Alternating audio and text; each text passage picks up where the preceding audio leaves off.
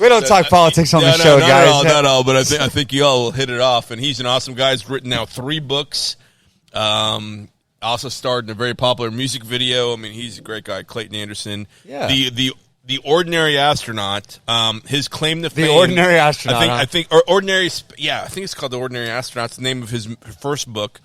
He's very popular on the speaking circuit and everything. We got to get the book writer on the cool show. thing, he was an aerospace engineer for years who kept trying out or kept applying to become an astronaut, and I think he was turned down 14 times. Are you kidding me? But he ended up going in space like 3 times. I mean, he was on 3 different missions. That's resilience. That is wow.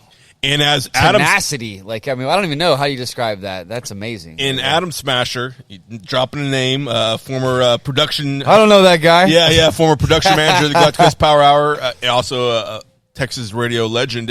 And also worked. Did some work for Weekends on the Water. That's right. Intros are from right. Lo and behold, Adam Smasher, incredible intros. That's right. Yeah. Matter of fact, if you're listening right now, the first about 30 or 40 seconds of the show was all Adam Smasher at work. Absolutely, yeah. Yes, sir. In the last few seconds, but Smasher told me, he goes, man, that guy, I've never heard an astronaut be so tell so many stories and be so upfront and just not be politically correct or like an engineer or a nerd, somebody that you can't relate to. Well, these guys they think differently, and he wasn't careful.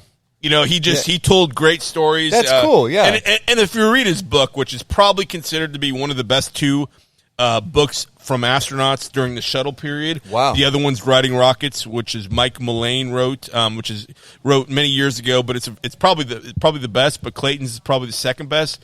But I need to get a copy of these books. Yeah, you do. Legitimately. Matter of fact, you can buy it, it's available at all, Amazon, all the bookstores. If you're blessed enough to live along the waterfront capital of Texas, Irma's the natural food store over there, right across from the Johnson Space Center. If you go in there, you can buy his book. Actually, either 3 books. So they stock books. They stock his books. Okay, yeah, they cool. Know him. Yeah. All right, they know him. Yeah. And if you buy it and you leave it with them, they will get it signed by him, and they'll call you when it's ready to come pick up. All right, so you can get done deal. Yeah. All right, so done just deal. A little inside tip there. I want an astronaut's autograph. So there's so many great Clayton Anderson stories, and we're not. We'll get back to the Weekends in the Water, but no, this is Weekends on the Water, man. Dude, literally, if you guys don't know, Johnson Space Center is on Clear Lake, which connects to the bay, which connects to the Gulf of Mexico. Last week, literally, your wife posted some, like everybody else was. What's coming in this Johnson Space Center? What's going on at Johnson Space Center? Because literally they had a barge pulled up next to the Hilton right off NASA Road 1 that dead ends at the corner of Johnson Space Center, the whole NASA Houston facility, and they were bringing in or equipment. I don't even know what was going on, but to see stuff like that, just going to work every day, people are just, hey, what's going on with the Johnson Space Center right now?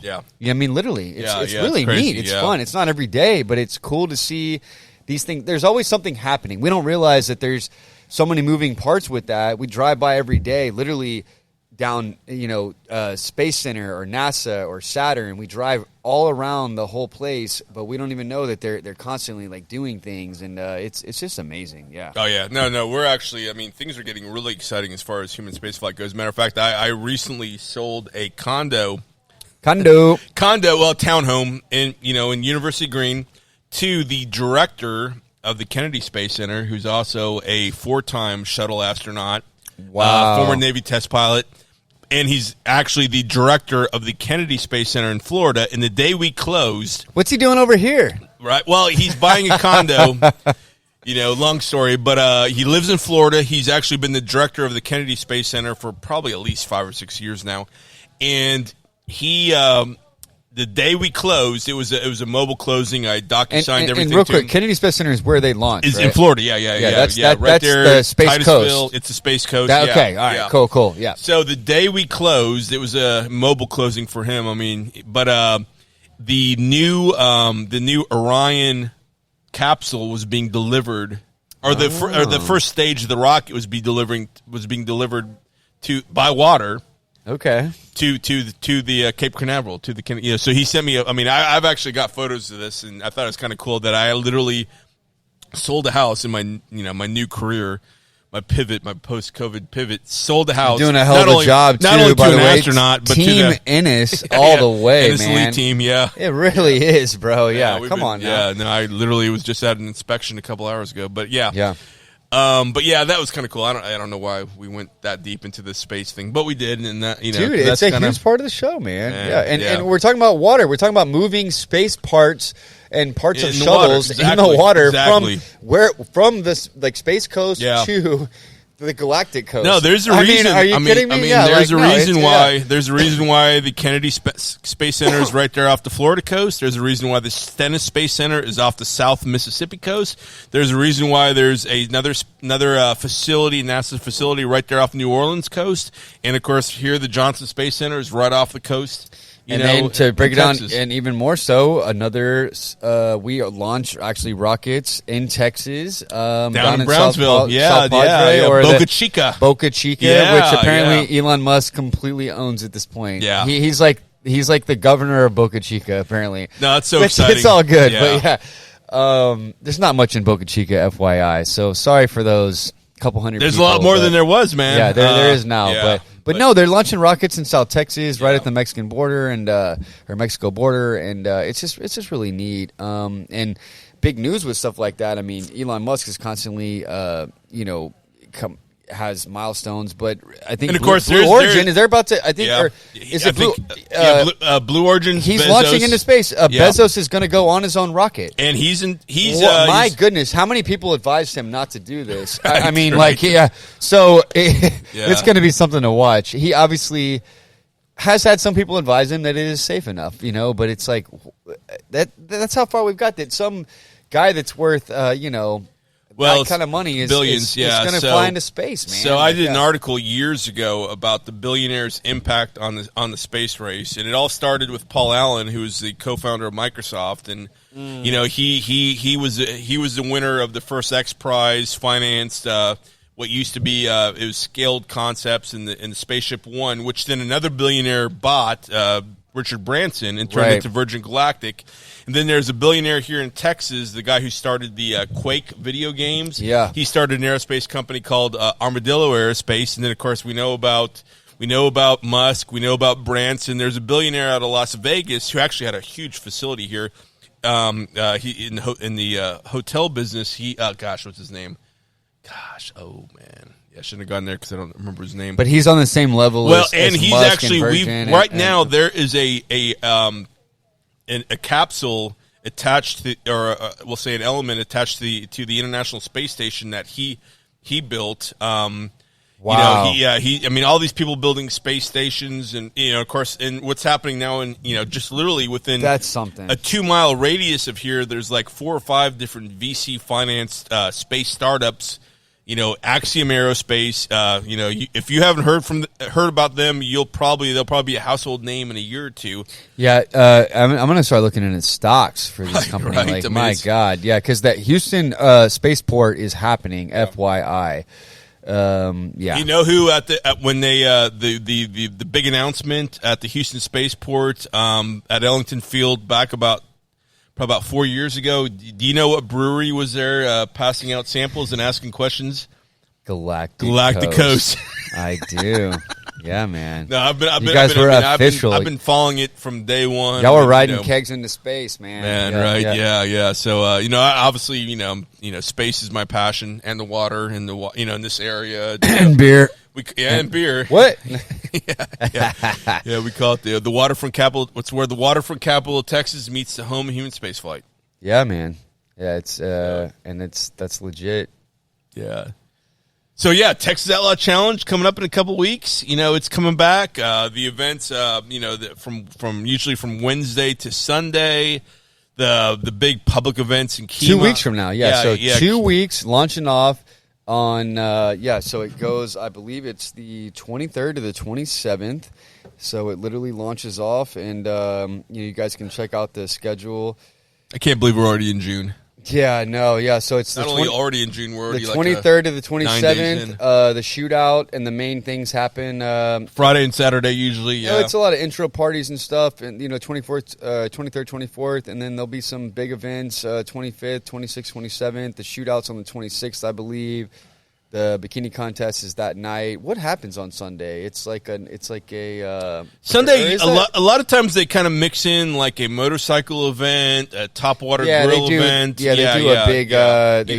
Of course, the Texas Outlaw Challenge Stampede. Right. Yeah. All right. No, they try really to get everybody involved, no matter what your thing. If you're into the boats, into the motorcycles, into the females. Or the moto surfboards. Yeah, or the moto surfboards. No. Yeah, but it's a great event. Usually with females on them. Right. Well, I mean, well, let's face it, females always look good on any kind of watercraft. They just look good in bathing suits and bikinis, I think. That's true. Period. Yeah. But usually and the Outlaw Challenge brings a lot of that. Yeah. Everybody's out having fun on the water. Yeah. No, it's going to be exciting. So I guess, earlier I kind of lost train of thought, but we were talking about announcing a couple things. With Team Gone Again, which is a big part of the boat racing industry around here, we're actually going to have Kenny Mungle, the owner of Team Gone Again, on the show. Awesome. We're going to have him in the next couple of weeks. We're just trying to figure out which Wednesday works best for him to get him on the show to talk about his boat and the P1 racing, the Outlaw Challenge, what it feels like to go 160 miles per hour on the water, because me and John are actually going to be both of us are going to be the first guys, I think, to be in an MTI and a skater on the water. We're going to do a live show with Kenny Mungle next to the boat, and then we're going to actually go out on the boat and capture some content and try to capture some content, on the boat. So we'll be part of the crew, me or John or both of us. Maybe we'll both get a chance to get in Team Gone Again skater, and it's really exciting because if we can get some content going 160 miles per hour live on air on the show, that'd be something. I've never been that fast in a boat. And I think the fastest I honestly, so real talk, I really think the fastest I've been is 70 miles per hour in a boat. Well, that's pretty fast. I mean, I've been in Scarabs back in the day, but 160. Yeah, I don't even know how fast they were. Are you scared? Are you scared? No. Well, I'm kind of scared. I was until you said that. I was excited. Maybe now I should be scared. So I've been 70. This is faster than double that. It's wow, funny. It's funny until you said that. I've done a lot of things. When I was younger, that probably now having kids and all. I've flown in you might fly in this boat. I've flown in a number of what's technically classified as experimental aircraft. Oh yes, I've seen. Yes. And maybe now, as a proud father of two, maybe I wouldn't fly in all those again. But not experimental. Yeah. Well, and truthfully, you'd be surprised how many airplanes are actually designated experimental. Oh, I know. Yeah. But a lot of old World War II planes, experimental. They're considered experimental at this point. Yeah, there's not. You're taking a little risk when you go up in there. In a 6-year-old plane. You're taking a risk. That's something. You got to be. Yeah, and they had a really good show recently. I know we were talking about something else, but they had all those old World War II planes and those old fighter. I don't even know what they're called, but they had so much classic planes flying. 2 years ago, I remember I went and watched it. Oh yeah. Well, I forgot what the show was called. I don't think it was just the air show. Well, the Wings Over Houston, an additional show. It was well, they had so during the COVID, I remember it was Mother's Day weekend back 2020. The Wings Over Houston actually had the first major event in Houston, since COVID started. Now that was in October, and it was a drive-in air show. It was really cool, creative. Yeah. I love the old planes, and it was incredible. Man, we went and watched it. Yeah, it was awesome. It was a drive-in. You could drive your car right up to right up against the runway there at Ellington Field. Obviously a lot of people watch it from the outskirts. Which more power to you. But you got to support the show. I think we did watch from the outskirts. Right. John. That's fine. I'm not trying to be here. But I mean, you got to represent both parties. Well, and under normal conditions, I mean, I will tell you, there's no experience like actually being at the show. Oh, yeah. with the energy, the narration.